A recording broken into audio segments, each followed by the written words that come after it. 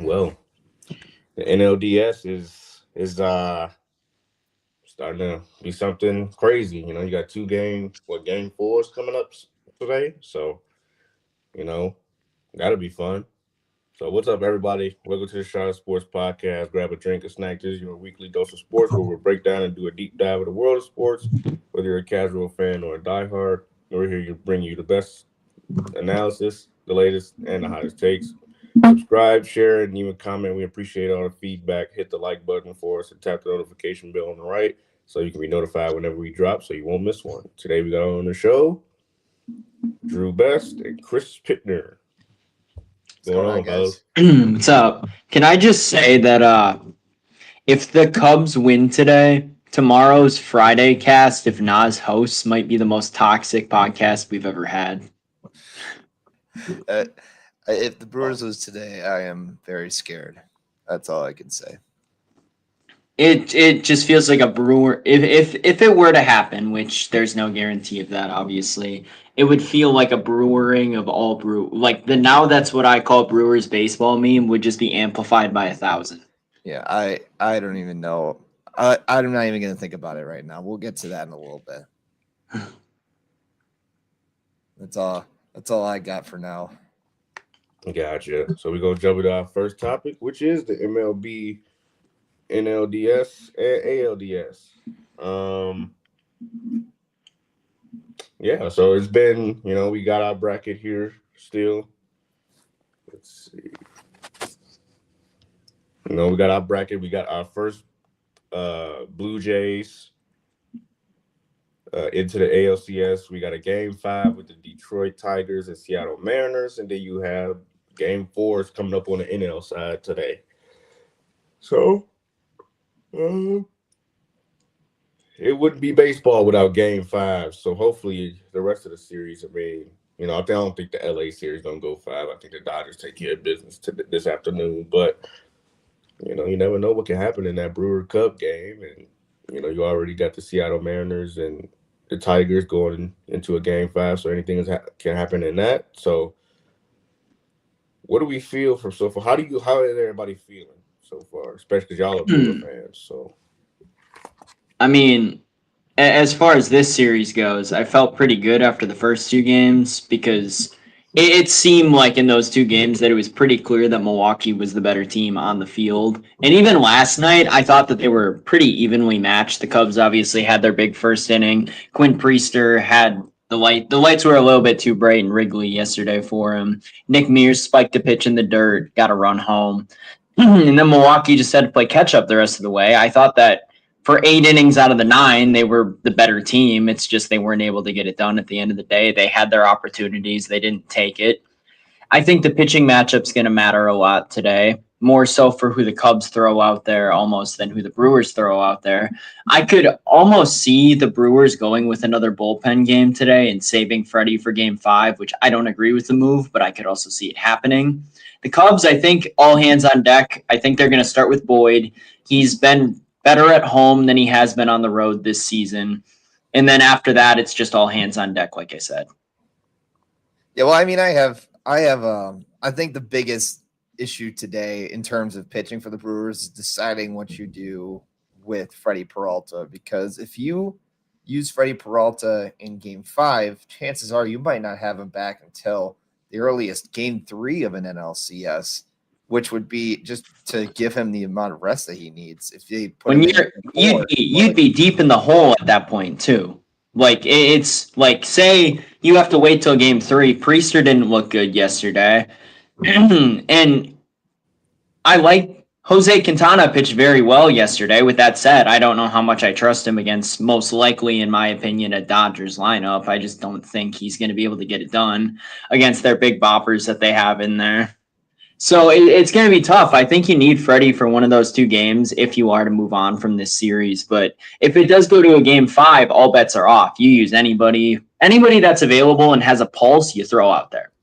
Yeah, I mean, for me, it's just you got to put Freddie Peralta out there right now. It's like it's what they say: don't play with your food. You have to make sure that you get it done. You do not want to risk game 5. And if Freddie goes out there and for some reason doesn't perform, then I mean that's the scenario. But I think you have to put your best foot forward in a game like this, and the best foot forward is Freddie Peralta. I don't think that we have another starter that's going to give him a better chance today. And I mean, with this game 5, and unless you like Freddie's stuff better in AmFam, which I mean, there's a scenario where he could just look better in terms of just the weather and being able to pitch inside a roof stadium. I mean, there's reasons that you can put Freddie Peralta out for game 5, but I really think the best option is to have him pitching in Wrigley tonight. And I mean, the Cubs haven't put out their option either, and I imagine both of those will go as far up to the wire as they can. There's no reason to give your division rival any more of an advantage in a game like that. But yeah, I mean, it's going to come down to the offense again. Besides that as well. I mean, I don't think the offense. Certain people looked good yesterday and others did not. I think Bryce Terang has to be a lot better than he was yesterday and even in game 2. He had a good enough performance in game 1 and he's been good defensively in the series. He hasn't been tested a ton really, but I think he just needs to be better at the plate. He was around 290 this year, put up close to 20 homers. We haven't really seen much of anything from the plate or at the plate besides his opening double to start it off last Saturday. And we played 3 games now. He really struggled yesterday. He had one of the biggest moments of the game and he struck out swinging. He's been putting up bad at bats. He hasn't been able to get on base really. I think he's definitely someone that needs to step up in this game. Obviously, you can't ask for much from the bottom of the order, like Joey Ortiz, for example. Like, we know what Ortiz is. He's a fantastic plus defender who struggles at the plate. You can't really ask for much out of him. Now, unfortunately, he always ends up with the bases loaded for some reason. It happened like 30 times this season. It's ridiculous, and he hit like 150 during it. I want to see more out of Sal Frelick in this game. I think his offense has been a little bit lackluster for the 300 hitter we saw him as during the regular season. He got a single yesterday, but I feel like if he's able to have a good game today, I like the chances of this team a lot better. Yeah, well, the other thing we saw yesterday was, I mean, we didn't really have all of our best guys out there. We were starting Jake Bauers, who had a great game, to give him credit. We had Lockridge out there, obviously got pinch hit a few times. He was kind of the sub out later in the game, but those are guys that don't normally get the starting job, especially in I mean, this was not a super high leverage game with the Brewers having the Cubs back against the wall, but I mean, for me, it's just like, let's finish the kill. We've seen this happen times and times before as Brewers fans, and we just got to seal the deal and move on and try and figure out how we're going to get going from there. But I mean, everything else has been pretty great so far. Chourio with a plus 1,500 OPS. Contreras is playing well. Yelich is doing his job. Yeah, it just comes down to, like you said, Terang, Frelick, maybe Durbin getting another little gritty opportunity. We got to stop letting Michael Busch hit home runs in the first at bat. Honestly, hear me out on this, right? Hear me out on this. So in the last 2 years, the Brewers, when they score first in the playoffs, are 0-3. When they don't score first, they're 3-0. I'm just saying, if we go 1-2-3 in the first today and Michael Busch hits a leadoff again, I'm not panicking. I mean, I would love to see if your trend is true, but I also don't want to risk it. I'd rather. I know what you're saying, but at the same time, yesterday, like, we scored first in that game, and I'm like, I don't know if this is going to be a good thing or a bad thing. And then we go to the bottom of the inning, and obviously PCA has a big hit, Michael Busch has his homer, and Nick Mears just had a bit of a wild pitch. So, yeah, I mean, Jalen, what do you think about this game from the opposite perspective? Yeah, I mean,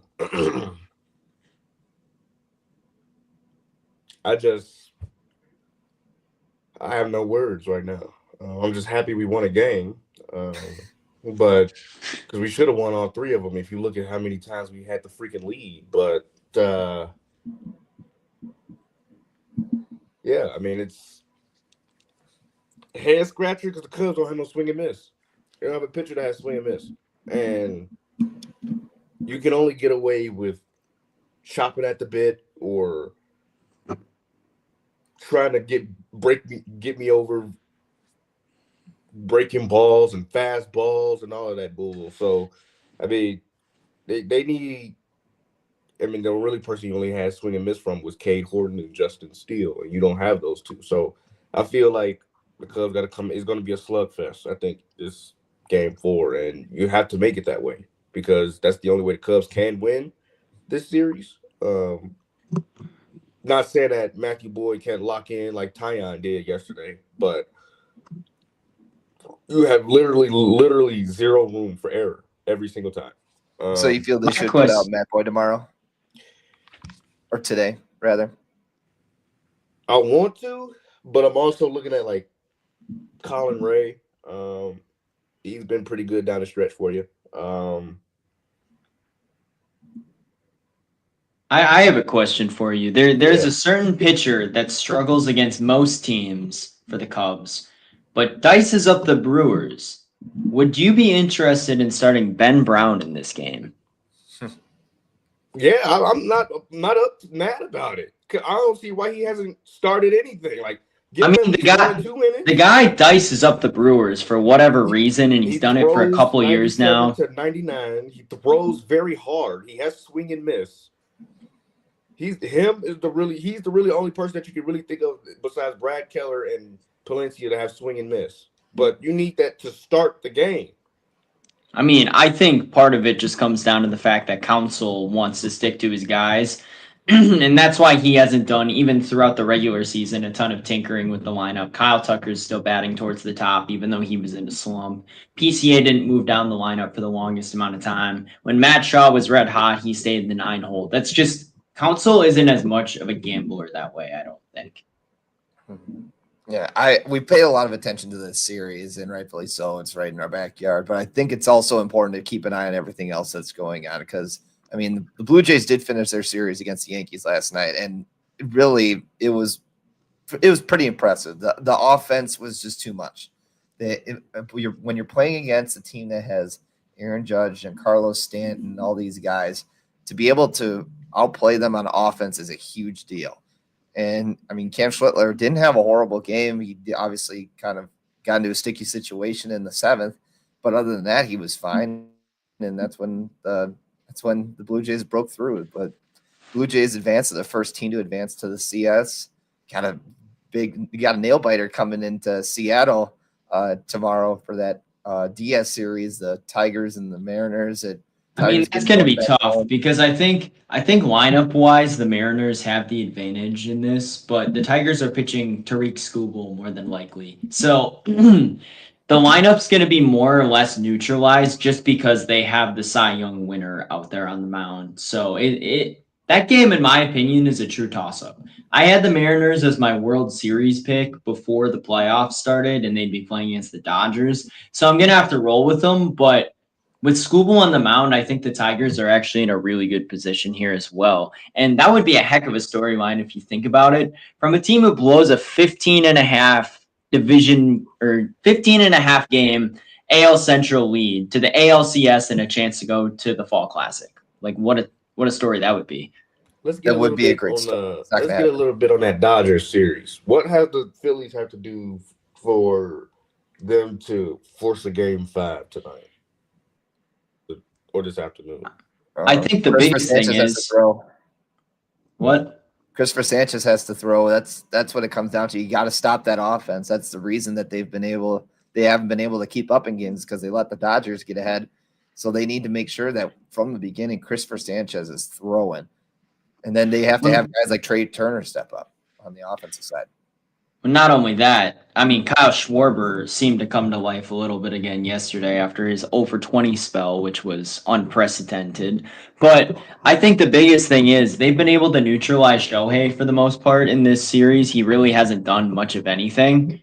And they just need to keep that rolling because Shohei he's their MVP. He's the best player probably in all of baseball. And just being able to neutralize him would be huge for that team. The Dodgers have other guys, obviously. Freddie Freeman, Teoscar Hernandez, Kike Hernandez had a big home run. But when you look at it, it comes down to Shohei at the end of the day. The team runs as Shohei goes. And if Shohei is going to hit 2 homers tonight or whatever, have a big night, the Dodgers are probably closing it out. If Shohei struggles in this game, more than likely the Phillies force a game 5. And you never know what can happen in Red October. Yeah, it's just it's when you look at the Phillies lineup, it's just like every other batter. I mean, everybody at the top of the lineup had a great game yesterday, but if I look at the last 5 hitters for the Phillies, they had a combined 3 hits on 20 at bats. You got Bryson Stott batting 222. You got Castellanos under 100 batting average in the playoffs. You got Kepler 222, Brandon Marsh batting 111, Schwarber obviously great game yesterday, but still batting 182. You're not gonna win games like that. So it's really the offense is gonna have to fire on all cylinders. They started last night. Can they keep that up? And Sanchez is gonna have to go at this star-studded Dodgers team in Dodger Stadium, and he's gonna have to throw pretty much a gem, I think, in order to be able to even extend this series. And if they do extend this series, it could make things really interesting. I still think that the Dodgers could have the better pitcher in that potential game 5. But I think to get to that point when you can get the Dodgers back into Citizens Bank Park, that's all bets are off. Anything can happen. Anything can happen in that atmosphere. The Phillies have struggled in said atmosphere the last couple of seasons, but all it takes is a couple hits that you string together in a game like that, especially in the first couple innings. If you get 2 or 3 base hits strung together and, I don't know, the second or third inning, get a couple runs on the board, the Dodgers are playing from behind right away, you're in a really good spot at that point. When they're going to have to hit Glasnow too. That's the other half of it. And Glasnow is definitely no slouch. So it's going to take, like I said, that offense to continue their momentum from game 3. And it's going to take Christopher Sanchez maybe not pitching a deep game, but just giving them 5 solid, maybe 5 innings, 1 or 2 earned. That's the best they can do at that point, I think. I mean, if he could give them more than 5, that would be ideal because that bullpen struggles from time to time. Yohan Duran is obviously incredible, but the rest of the bullpen is kind of left a little bit to be desired in this series even. So if they can get some length out of him, 6, maybe even 7 innings, that would be huge. I mean, I would love to see that too, but I don't see it. We haven't been seeing a whole lot of pitchers do it. And I mean, you saw Schlittler maybe went an inning out too long. They put him back out there maybe when they shouldn't have because he was pitching well. But you got to know if you can get through 5 solid and there's a chance that you can find a better matchup in your bullpen, I think you got to go for it. And obviously that'll come down to evaluation at game time, and we'll see how that gets handled. I mean, that's where the best managers make the big bucks too. Dave Roberts, for all the crap people give him, has 2 World Series now. He's clearly doing something right. And for example, Aaron Boone has struggled in the postseason. He made 1 World Series with that Yankees team. He's much maligned, and I feel like there might be a reason for that. He doesn't always make the right decision at the right time. I mean, it's just a lot to change. So the last one, what does the Brewers have to do to win, and what does the Cubs have to do to win? Gosh, I mean, well, I'll start. The Brewers just need to come out and I'm not gonna say beat BTA. That's not gonna happen, but they need to come out and establish the first couple innings early in order for them to settle in and be able to get that Wrigley energy down just a little bit because the Cubs are going to be feeding off of it. You need a quality start. I ain't going to say you need to go back to the bullpen. I ain't going to say you need to go to Mizorowski or anything like that because, even though Mizorowski got him last time, we all know what happened. What was it, last series, I guess, in Milwaukee? I had looked. He overthrew the ball to first base. So, that's why he ran it out this time. We'll put it that way. So it's like, they just need to come out and do what they've been doing the whole season. Good starting pitching, put the bats together, do the little things. And for the Cubs, we need to establish it again early. The Brewers are 6-20 in road postseason games. So that hopefully history is with their side as a fan in me, but as like the sports analysis, Cubs need to come out and establish it early. You need to come out, you need to put a 0 up first inning. You need to put a 0 up second inning. And then I would say you need to what? I'm not gonna say you need to score an onslaught of runs in the first inning again, because we can say that might not happen this time around. But yeah, I would say just they need to do the same thing. Good quality starting pitching and come out and swing the bats. They have slug, they have a lot of power, they can hit homers. But you need to hit homers with guys on base. You need to hit like you need multi-run homers, not just solos. So put the bats together and they could send this back to Milwaukee. So I mean, I think the biggest thing is the Brewers have better back end of the bullpen guys than the Cubs do. I think Trevor McGill and Abner Uribe are better than Andrew Kittredge, Brad Keller, and Caleb Thielbar. It's just, if you can get to those guys, I feel pretty good about our chances. However, getting to those guys is a struggle. Wrigley has become a lot more of a pitcher-friendly park in the last few years, especially when the wind is blowing in like it was yesterday. The Brewers, the thing is they match up well in that scenario, but they also don't because the Cubs have such good infield defense with Dansby and Nico there. The Brewers ain't getting much past them besides obviously the error in game 1 that Nico had, which is incredibly uncharacteristic. I think the Brewers just need to get a few lifted over, do what they did best all season, put the ball in play, get a couple bloop singles. We saw it for their entire win streak. That was a lot of how they were scoring runs, opportunistic hitting. Get a good enough start out of most likely Freddie, because I don't see why they wouldn't start him, but you never know. If you can get 5 innings out of Freddie, I know it's the stereotype, and then you can go to guys like maybe not Abner and McGill right away, but you could go to someone in the pen that could be able to get you an inning or two of extra relief there. Yeah, you took the words right out of my mouth, Chris. I think that the Brewers need to have the lead when they go to the bullpen. I think that's what it comes down to, because I think if you can stretch it to your bullpen and they can do what they've been doing, I think that there's no reason to believe that the Brewers could give up a lead if they are able to get to that point and let that Studley crew kind of take over.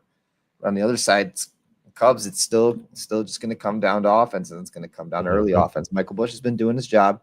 Nico Horner's been doing his job at like Kyle Tucker. Started to warm up last night, but it still is 250 average. Ian Happ batting under 100. Carson Kelly hasn't really come to life yet. PCA still waiting for that. Dansby Swanson still waiting for that. Matt Shaw over 3 last night, has a 0 average in the series. So it's a lot of guys, especially towards the bottom of that lineup, that need to be able to do something for them. And I think if they do that, that could definitely force a game 5. Which which I would say is probably absolutely terrifying for the Brewers, that they won a game and been scoring like that without the guys actually coming through like that. I mean, I think the biggest thing for the Cubs is I think Seiya might be the X factor in this game, because the guys behind him have been struggling. But if you can get 1 or 2 guys on for Seiya Suzuki and then he can go yard, because he's been hot, at least through the wild card round. He had a couple big hits. He's had a couple big hits in this series. If you guys can get a couple of guys on for Seiya, that could change the game. Most definitely. We got, what was that game 4 for Cubs at 8:08 Central Time, which is insane. Then you have the Dodgers and Phillies at 6:08 Central Time. So I'm gonna sound like Sam Strash right now, but I was kind of hoping that the Dodgers would just get it done last night, just so the Brewers could play a little bit earlier. But I mean, you're telling me I'll be working during the end of the game. Yeah, my boys will come into work at 3 a.m. if they have to and get it done. Right. So, good news. Jumping on next topic, which is Thursday night football. You have, it's not really. It's like, I ain't gonna say it's a mid off, but you ain't gonna see too much passing. You got the Eagles versus the Giants. Saquon goes back to New York again, where he started. So, but the Eagles haven't looked great as of late. There's a lot of tension in that locker room. It feels like you can see it on the field a little bit. You know, I know it was just one picture where you see AJ Brown covering Devontae Smith's eyes as they went up for the game-winning touchdown catch on the last play, but I think that's just smoke for them just trying to go for the ball, I guess. But if it's something, then you can. I mean, people gonna make something out of nothing. So, but Eagles and Giants. Yeah, we've been learning this season that the Eagles are not world beaters by any means. Obviously, they had that loss last week. They nearly lost to the Rams a couple weeks back as well. It came down to that. It came down to the last few moments of that game. There's ways that teams can get to them. I think that the Eagles are going to bounce back here just because of the momentum of we need to get one back. You're going to play the Giants, who, I mean, they're fun, but they're young. And I think that defense can handle the run pretty well. So Scadaboo might not be as big of a problem as he was in previous games. And I mean, for me, it feels like on a Thursday night, especially, that this is going to be kind of just a non-game, I guess. And I think the final score will be something along the lines of like 27-10. I mean, my ability to predict scores the last few weeks has been god awful. I said Colts Raiders would be the game of the week last week, if that tells you where I'm at. But the Eagles, like Drew said, I think they've been winning ugly a lot of these games. They haven't really looked good per se in any one of their wins. Against the Chiefs, both teams looked horrible. They looked good for a half against the Rams, but they looked terrible in the first half of that game. They had to come all the way back from 16 points down or something like that. And yeah, I don't know how to feel about this team, but they're playing against the Giants, who I think are taking baby steps in the right direction. But at the end of the day, they were so far off. I just don't really see them quite being to that level quite yet. The defensive line is obviously a strength for them, but the Eagles' offensive line is probably their biggest strength. So I just don't think the Giants match up very well, frankly. I think the Eagles are going to take this one rather easily. Like I said 31-17 last week, and I was wrong, but I'm going to roll with it again. I think Philly takes it 31-17. Maybe the Giants, or maybe they hold the Eagles to 24, and Eagles hold them to 14, but I don't see it being closer than 7 at best. I'm saying probably 17-10. Yeah, because the way the Eagles look, I don't think they're going to be scoring like I don't think they're going to be scoring like that. Just because they haven't given me a reason to believe the last 5 weeks that they would be able to score at a high clip. So I'm not going to put them with a high number of points. I think they'll get 17. I think their defense will definitely be able to hold the Giants. I don't think Jackson Dart is going to be able to sustain that Eagles defense. I know Jackson Dart is their future, apparently, obviously. But I still think that he's still raw. He doesn't have there's a lot of work to be done for sure for him. He's very raw. He doesn't have. He's shown flashes to throw to. So. It's tough because Neighbors went down so quickly in his time, and Scadaboo looks like he could be interesting as a future piece for them as well. The year later Saquon replacement, but I think this might be the perfect game for the Eagles to break out offensively because the Giants' defense is not great besides the D-line. The D-line is fantastic, but when you go back to the secondary and the linebacking core, it's not nearly as solid. They gave up 40 points to Dallas, and they've had a couple of other games where they've looked downright silly on that side of the ball. So I think it's very possible that this game, because the Eagles' offensive talent is like it's like a bear in hibernation. The talent is there. They have great receivers, a great running back, a great offensive line, a good quarterback. I feel like the breakout game is coming, and I think tonight could be that. Yeah, on the Eagles side too, I don't think that AJ Brown is going to be as silent as he was in previous games. I think he's going to start turning things back around, and that's going to just open up more things on the offense for those guys. I think that they're they were trying a different thing for the first few games, and I think that they're just going to probably just go back and try and stick to what works, especially just to get their back on their feet after a loss that they feel probably should have not have been the case. So I think that this will be a big bounce back for them. Yeah, so I think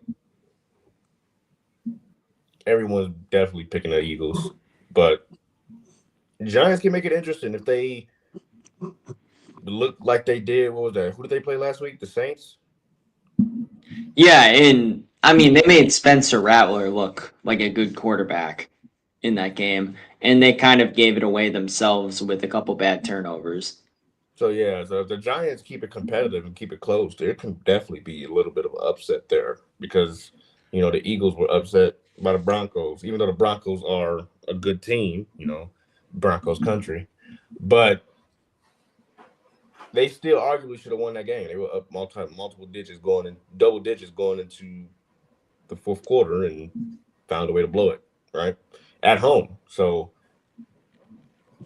I'm not gonna say I don't have I'm not gonna say I don't have no faith in the Eagles, but they're just right now they're just playing stagnant. They're just going game by game and just this game is up for grabs, or we'll take it. Or this game, they're not like actually being like the Bills and like dominating the game. I haven't seen that yet in the last 5 weeks. So I'm not going to really say that it's going to happen tonight either. So. Yeah, not a lot I don't think we're going to learn a lot unless the Giants beat the Eagles. And even at that point, I don't know if we really learn a lot about that game unless someone really makes a statement. Right. Yeah, you need like a dominant performance from someone in this game because if it's just a 17-14 slugfest where everyone looks terrible, you learn nothing from that. But I also feel like this is the type of game where Saquon could go get a revenge game and go drop 220 rushing yards. Yeah, like 3 touchdowns. Mm-hmm. I mean, he hasn't quite been to the form that he was last year so far this year. He had a big play last week. He had a touchdown the week before that. Breakout game, like I said, for this offense, I feel like for him too. It's just they're like a sleeping bear right now, and they're like in hibernation. They just have to wake back up. It's what a Super Bowl hangover is. You just don't look nearly as crisp the first few weeks of the season. It is what it is. That's where they're at right now. That's all I got. So we'll jump into our last one. The NBA preseason is underway. The NBA season is right around the corner. NBA season is about 2 weeks out. We've been having games since I believe Saturday, when the NBA preseason tipped off. The Warriors played the Blazers last night. My Jazz played the Rockets, and I don't know. Did the Spurs? I think the Spurs played a day or two ago. So I heard something today that caught me by surprise. Wemby apparently has grown 2 inches, and he's 7'5" now. I thought it was 7 before that, after like another season or two. I mean, my question is, and I think it's a fair question, is who's stopping him in 2 years? Like once he puts a bit more muscle on his body. Now, obviously, injuries could be a factor because when you're that freaking tall, anything can happen with your body. It could just give out at any point. But who's stopping him when he gets a little bit more muscle? Maybe the only person I think of is Jokic, maybe, because he's just. I ain't gonna say what Stephen A. be calling him, what he be saying about him, but Jokic is still. He's large. He's large. He's a large man. He's not able to be pushed around. He's solid. I mean, Jokic doesn't play defense though. Like he expends the vast majority of his effort on offense. Mm-hmm. Yeah, but he's still solid though. He takes up size in the paint. I mean, it's not easy to come around him, especially with how skinny Wemby is. Not saying whenever he put on a little, he's not going to put on that amount of muscle to look like Karl Malone. He's not going to put that on, but he's going to put on a little bit of size, a little bit. I mean, he came to the league as an 18-year-old kid. Like, he still has a few more years. Like, if you look at a college kid their freshman year, like a college athlete their freshman year versus their senior year, it's a night and day difference. And we're getting closer to that senior year side for Wemby now. What I will say is that Ace Bailey looks good. He really does. He looks really good. Even though we gave up 140 points last night in a preseason game, which I'm not really upset about because that's basically, it's going to happen, preseason as well. I mean, people are still trying to figure out the defensive schemes, their rotations and things like that. But Ace Bailey is going to be a superstar. He looked darn good for his first game in the NBA. He had this one play where he caught and shot 2 threes, and he had this one play where he dribbled to the paint and then spin moved right around the free throw line and knocked down the J. Then he stole the ball on defense and put a dunk up. So he's going to be I'm not going to say he's going to be the best out of the class, because Cooper Flag looks darn good as well. But them two are definitely going to be battling for Rookie of the Year all season long. Yeah, I have kind of a thing disrespect that I to want you Dylan guys Harper to either, think but- about. But I guess my ahead, Sean. philosophy with the preseason is I love when players go and show what they got early on. I think that creates a lot of excitement for them. But I almost feel like teams would prefer if they saw their guys struggle a little bit in the preseason, and so that they know what to bring to the table throughout the rest of the season to try and build them back up. Obviously, maybe not to the point of like Dalton Connect is, where the Lakers seem to be trying to shop him for trading options after a pretty poor start to the preseason for him. But I mean, beyond that, it's like if you have a guy who's gonna, especially a rookie, who could go make some mistakes, then you have something to work on, and it shows that and it's obviously all about how they respond. Every situation's different, but I'd rather see what the shortfalls are than to see him completely dominate to start, because then it's going to take longer for them to have their come back down moment, their welcome to the NBA moment. So I'd almost rather see people struggle in the preseason, for my team at least. It depends on every scenario, but I think overall you're going to learn more from being horrible in the preseason than you are from being good in the preseason. I think I'm going to kind Tante of take didn't play. I'm going to take like a middle approach to that. I think I don't want anyone to look terrible in the preseason, because that's not a good sign at all. I think showing flashes of the potential, but also struggling, I think is probably the best way to look at it, because you see what can be there. Like if you just look awful, like I have no faith in you, and I have no reason to have faith in you, because the competition's only going to get harder once the regular season starts. And then if you make a postseason run, it's going to get even tighter. But if you at least show me something in the preseason, like this is why we drafted you, this is why we took a chance on you, I feel better. But obviously you want those struggles too, because you need that welcome to the NBA moment. Otherwise you're going to be riding too high going into the regular season, and they're going to smack you right back down. I think you probably put that into better words than I did. I'm not saying you got to go and shoot 1 for 16 and do that, but I think that, as you said, there's you got to show flashes, and then you also have to know you have stuff to work on, and so that's probably I think Chris described it way better than I did. I think you have to have some of your struggles, but you definitely don't want to look like you're running backwards and shooting with the wrong hand and that sort of thing. But you want to make sure that the base is there and that there's something to build off of. And I think that's the best way to explain it, is what Chris said. So props to Chris. Yeah, Walter Clayton, as of right now, it is preseason. He's a defensive liability a little bit. He gets beat on a lot of the drives that I've seen last night. Taylor Hendricks is working his way back from injury. He did put up 15 points, shot 5 for 9 from the field, but he still got blown past as well. So that's not very intriguing to get blown past like that in preseason.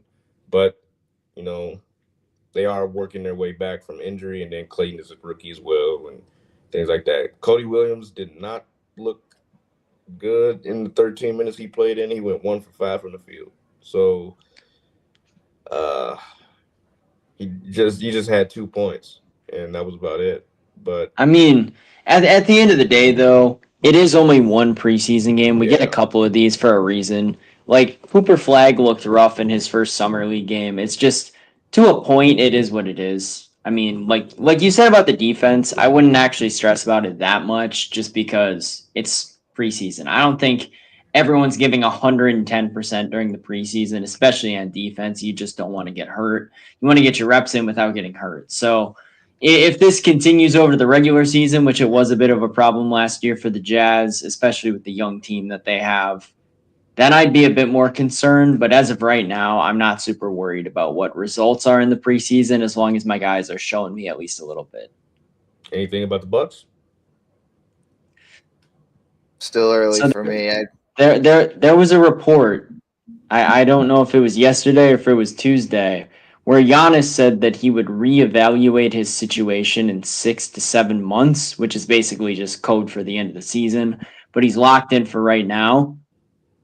I almost think, and I saw this theory on Twitter the other day, and I almost might agree with it.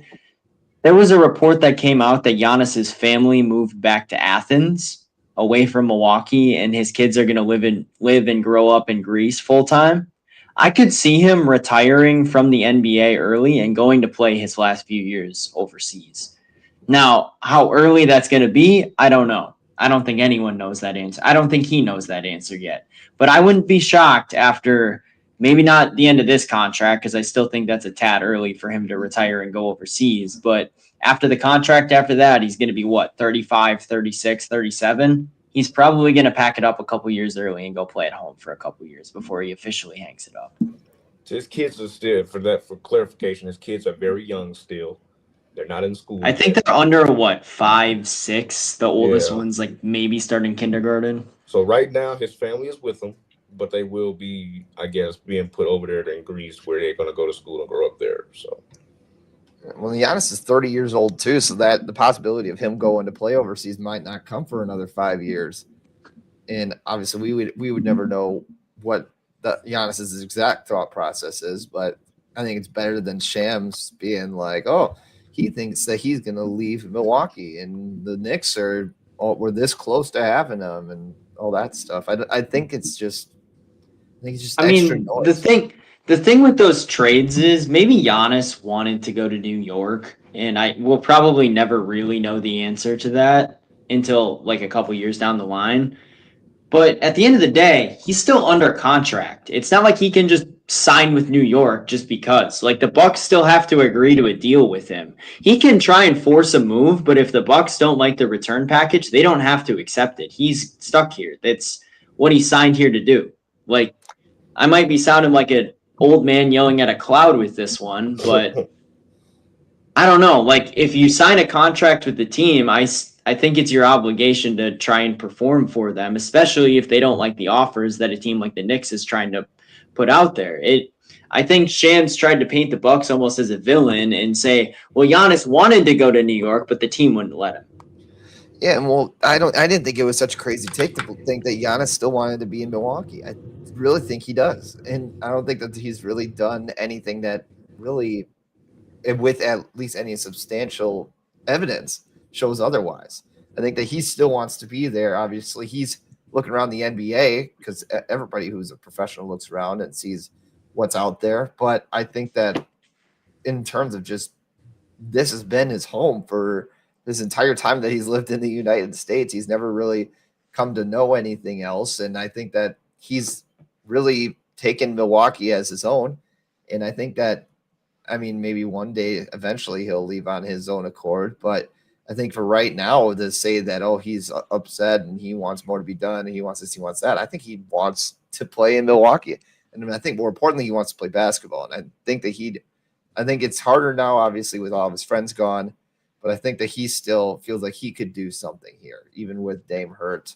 And I guess, I mean, Miles Turner was, I think, at least a necessary signing to kind of help him to build that team. At least I don't think that they're really a championship team unless Giannis is the guy. And I think that he can be the guy. I mean, I have two thoughts here. One, I want to put this scenario just out there for you guys as well. So, like, at the end of the day, basketball is a job for these guys, and I'm gonna ask both of you. You guys have been under contract. Like Drew, you're still with WBAY for a little while. You can't honestly say that you haven't at least thought about going somewhere else at some point. Like you're not only thinking about being at BAY or Jalen. You're not only thinking about working with the Jazz right now. Like you're definitely looking at other options still. Like it's a human thing to do. Yeah, anybody can explore, and it's as long as you're doing it within the right fashion. I think that makes sense. I mean, it's like that's how it is for him too. It's like he's looking at those other offers just like to see what's out there, like gauging interest almost, or like seeing how his life could be different if this XYZ happens. And second of all, I think that this team, they actually did a good enough job in the offseason to convince him to want to stay longer because at the end of the day, what they needed to do was, in my opinion, two things: get younger and try and just somehow rebuild the championship level core. Do I think they're quite to that level yet? No, they still have Kyle Kuzma on the roster, but they definitely got younger this offseason. They transitioned the old guard to a new guard, and I think they're in a better spot than they were 12 months ago. I like their bench a lot. That's the most I can say. I like the Cole Anthony addition that kind of helps out with a little bit of the point guard situation. I think that this also opens up an opportunity for his name's escaping me. Kevin Porter. He's going to step up. I think that's going to be important. I think that's necessary if the Bucks want to make a run, is for him to make a little bit more noise. Kyle Kuzma has to stop playing on all fours. I think that Miles Turner is going to be a great addition. I think we're going to be deep on the bench. I think that we have what the makings for a good team that I think, honestly, unless something changes in the next 81 games, I think that they had max our conference finals appearance. That's my max right now. I mean, the way you got to look at it is the teams that I think are probably going to be the other teams that I think could be in the running for that. Atlanta, I think they're about on par talent-wise with what Atlanta has right now. Now, they have to play before I really say too much one way or another because they've had talent on those teams and they haven't really performed up to what I feel like they could the last couple of years. Orlando's another team that I think could be right in that tier where they're kind of teetering in between contention and still kind of emerging. Detroit's another one. I think those are about the three teams that the Bucks are going to be in the fight with, probably for those middle seeds. Cleveland and New York, I think, are going to take 1 and 2 again. The Cavs are just a really good regular season team that we haven't seen perform in April and May yet. And the Knicks, I just think the Knicks are better than the Bucks flat out right now. But I think there is a way that the Bucks could beat them in a series. Yeah. Well, very, very well said. So we're going to jump into final thoughts real quick. And we got some comments that we probably need to address. So our final thoughts, we'll start with Florida Panthers 3-peat, possibly, or Toronto going to the Stanley Cup is a joke. I mean, they're one of those teams where it's like, I need to see it before I believe it with Toronto. Yeah, Toronto, I need to definitely. They're the Dallas Cowboys right now of the NHL. It's our year every year until it isn't. Right. As an Oilers fan, I hate both of those comments. So, I mean, obviously the Panthers did what they needed to do in both of those series. All credit to them. It just brings a little bit of PTSD. I like the Toronto joke. I know Toronto fans are definitely looking for anything in the postseason right now. They have a great team. They're kind of like the Cavs in the fact that they just haven't been able to do anything with it. So I guess we're the Brewers. I think on that. So before your final thoughts, I want to say, who is the Dallas Cowboys in the MLB? Now, me and my dad were thinking the Mets, but over the past few seasons, I've been really looking at the Yankees because they have. I was going to say the Yankees. I was going to say the Dodgers until they won it last year because you could just give them the Bubble Guppies trophy for 2020. And with all the talent that they had on those teams, losing to Arizona in the first round and looking like crap doing it. But I think the Yankees is probably the best one because they have, like the Cowboys do, a couple of like flashy name pieces: Aaron Judge, Cody Bellinger, Garrett Cole on the mound when he's healthy, Max Fried, Devin Williams even, where it's like they're these shiny toys, but I think overall the depth is still lacking on that team a little bit, especially in the batter's box, up and down the lineup. I think that about hits it on the head. The Mets are another good shout, but I think Dallas is almost a bit more consistent than the Mets are because the Mets go up and then they go down and then they go up and then they go down again. Dallas, for the most part, this last decade, they've had a couple bad seasons, but they're mainly injury related. The Mets didn't have that many injuries this year, and they still fell apart. Yeah, and well, my argument against the Mets is the Yankees at least had a time where they were like they were the team to beat. Obviously, the Mets have their 2 World Series, but those were neither of those times where they like we're going to start a dynasty right now. There's great players. You can think about Doc Gooden, you think about Strawberry, you think about the committee, and those are fun teams, but those were never we're going to go and take over and be consistently a favorite. And that's where I think that like the Cowboys in the late or in the 70s, 80s, probably more so the 80s and 90s, honestly, had those teams where they really had a chance to go to the Super Bowl every single year for a little bit. I mean, the Cowboys won what, 3 out of 4 championships in the 90s, something like that. They had a ridiculous run, and like now they're kind of a laughingstock, kind of like how the Yankees are that way. But the Cowboys had a time where they were probably looked at in the top 3 franchises in the NFL, with Pittsburgh at the time and maybe Green Bay. I don't know. I wasn't alive back then, so I can't attest to that. But that's why I'm starting to lean. That's why I'm starting to like when I was telling my dad over the phone that it might be the Yankees as of right now, because the Mets, they say and once they get an acquisition, they think they go into the league, they go into the final, they go into the World Series. Yes, that's like with any team. But when you have so much expectation every single season, see, the Mets didn't have a lot of expectation the past few years until they got Juan Soto or they got Lindor. There wasn't a lot of expectation before they had. I mean, last year they started like 0-5, and everyone wrote them off. Yeah, there's not when we talk about the Cowboys, it's a lot of expectation that comes with wearing that star on your helmet. There's a lot of expectation. Championships, there's a lot of expectation to be great, right? That's the Yankees. That NY on your hat, you know, the pinstripes. You're supposed to be great. We play at Yankee Stadium. We have the best roster every year. We pay the most people. We get all the stars, right? And they don't win. They supposed to be like every year they're in the top 3 of World Series odds every season, and they just don't win. They always get bounced in the NLDS or the ALDS. They get bounced in the ALCS, or they get bounced in the wild card series, or they don't even make the postseason one year. Like, there's so much expectation with. The Yankees were so dependent. They were so dependent for, I don't know, a couple years on just Aaron Judge. And that's why they missed the postseason that one year, is because Judge got hurt and they just fell apart after that. I mean, like, they have names on that team, but like Giancarlo Stanton hasn't been the same player since he got traded from Miami up to New York. And the thing about like Yankee Stadium is it's a short porch. They're hitting Little League home runs some of the time. Like, if you go off to a pitcher-friendly park in the playoffs, man, a lot of those quote-unquote home runs that some of those guys hit aren't home runs anymore. That's what I'm saying. Like, the expectation level with the Yankees is a whole lot higher than the Mets. And that's why I'm starting to think and pull back off the Mets, because, yeah, your fan base can say, like, we like when the Cubs get an acquisition, oh, we're going to win a division, right? They say that every year. And Cubs, they don't have really World Series expectations every single season. But the Yankees have World Series expectation every single season. Like every season.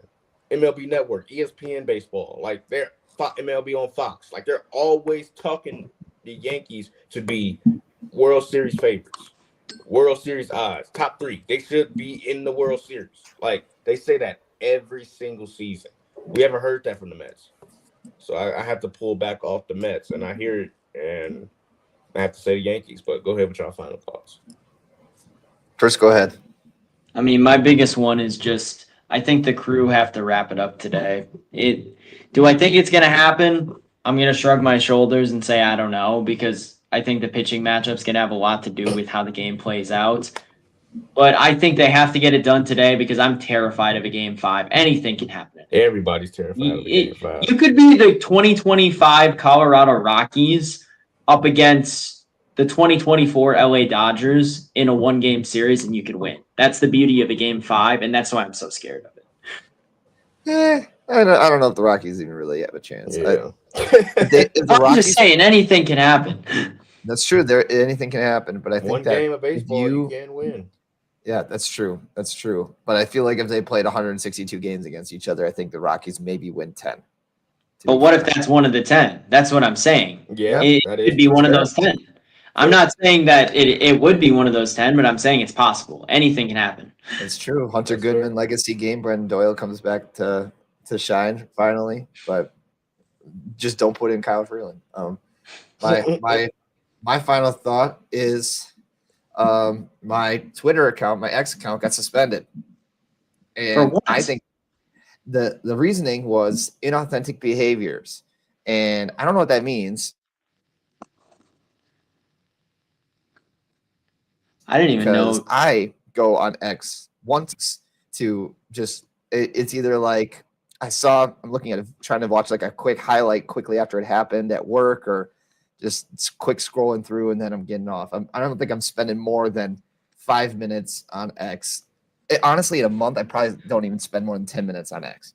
And they flagged me for inauthentic behaviors.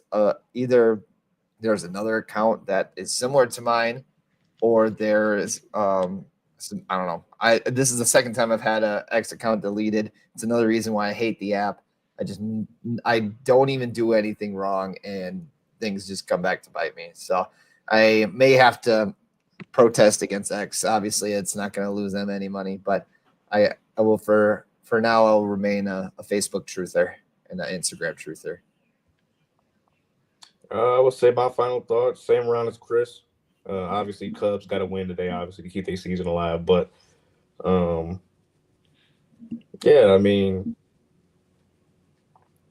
it's very interesting. It'll be very interesting. I did forget to say go Crew. Yeah, whatever. I for the sake of my newsroom conversations tomorrow too, need the Brewers to win. Being from Madison, we get a lot of reporters and anchors from the Chicagoland area. Therefore, we get a lot of Cubs fans in the newsroom. So I might be hearing about it a little bit from one of our two anchors tomorrow if we lose. So for that reason, I really want us to pull it out tonight as well. Go Crew. As for Cubs, Get it done. Don't play with your food. You got to protect home. You don't want no champagne celebrated in that locker room or in Wrigley. You don't want that. You don't want them celebrating on your field. You don't want them taking pictures on your field. Protect home, and leave Game 5 up to the gods or whatever. Protect home. I feel like this might be the biggest beer snake that we see at Wrigley Field, at least in recent time. They know what they got to do. The thing about it is, you win, you drink. You lose, you drink. It's the same thing. Yeah. They know what they got to do. They know they got to protect. They know they got to come out and win, obviously. So it's going to be a fantastic ball game, I think. Dodgers, they got to protect home. Win the series. Take care of business at home. You got Glass now who throws 100 miles per hour. Win the game. Like, that's all I can say about that. Win the game. One more thing. I keep on seeing all these things about fights going on between Brewers and Cubs fans. It's baseball, guys. Let's figure it out. Let's put our big boy pants on and let's just cheer for our teams and not against the others. Right. I mean, like, at the end of the day, we're all sports fans. We all want the same thing, just for different teams. Yeah. Look at it is like, we can make fun of Chicago fans all we want, but at the end of the day, they want the exact same thing as we do, just for the team in the other jersey. Like, we're all there to support our team, and I think fighting at a game like that, especially with fans of the other, like Cubs fans, for example, Cubs and Brewers fans, it's ridiculous. Don't do it. Just go and enjoy the game. Yeah, just enjoy the game, talk some ish, and that's about it. I mean, you can't really. I'd say the more you try to make it personal, that's when feelings get involved and you'll start taking things personally. Like, it's baseball, it's sports. At the end of the day, when the game is over, next season is going to start in 3 months. So it's like, I mean, what does it solve to fight either? You're just You're just making yourself look bad. That's really all it. That's all it proves. And I Just ain't don't going to do it. prison. So, Don't be dumb. Enjoy the game. all right. So, subscribe, like, share, and comment. Follow our podcast page on our on other platforms. The links will be in the description box below. We have Spotify, Instagram, and TikTok. We will be posting reels and shorts of the show. We got question boxes and anything you want to have answered, DM us. We'll try to answer it for you. And we try to dab into other topics like music, film, travel, or life outtakes as well. But a heavy sports season right now. We're kind of limited on what we can talk about, especially with life outtakes and other topics. So with that, thank you for watching. Possibly be with Nazir tomorrow if he has his Friday with Nas. But if not, we'll see you Tuesday.